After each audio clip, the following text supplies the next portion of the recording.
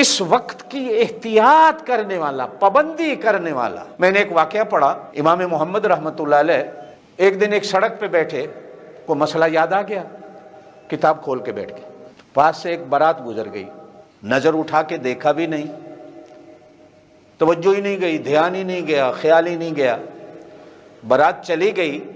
تھوڑی دیر کے بعد کو باراتی پیچھے رہ گیا تھا، وہ وہاں سے گزرا، اس نے کہا مولوی صاحب یہاں سے کو آپ نے بارات جاتی دیکھی؟ تو حضرت امام صاحب نے کہا بھائی مجھے یہ تو پتہ نہیں تھا کہ بارات تھی یا کچھ تھا، میں نے آنکھ اٹھا کے دیکھا نہیں، لیکن اتنا ضرور ہے کہ تھوڑی دیر پہلے یہاں سے کوئی آدمیوں کا گزر ہوا ہے، میری کتاب پر مٹی آ کے پڑ گئی تھی، مجھے اتنا پتہ ہے میں نے مٹی کو اڑا دیا تھا، لیکن میں نے آنکھ اٹھا کے دیکھا نہیں کہ کوئی بارات ہے یا کیا ہے۔ دنیا میں ایسے لوگ بھی گزرے ہیں۔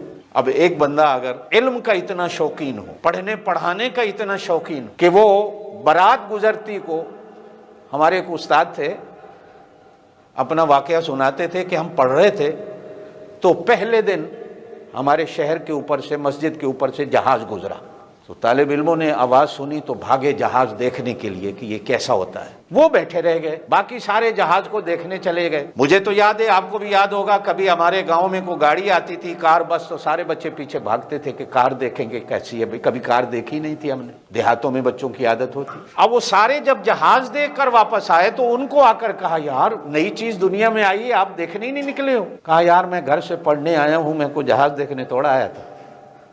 یہ تو تم تو بے وقوف ہو، جہاز دیکھنے آئے ہو یا کتابیں پڑھنے آئے ہو؟ یہاں علم حاصل کرنے آئے ہو، جہاز دیکھنے آئے ہو؟ اب استادوں نے خوش ہو کر اس طالب علم کو دعا دی کہ دیکھو یہ بھی ایک طالب علم ہے جو جہاز دیکھنے بھی نہیں گیا، حالانکہ نئی چیز دیکھنا یہ کوئی گناہ نہیں تھا، یا جو دیکھنے گئے تھے انہوں نے گناہ کر لیا۔ سائنس کی ایک ایجاد ہے، اللہ کی ایک قدرت ہے، ٹھیک ہے، دیکھنا کون سا گناہ؟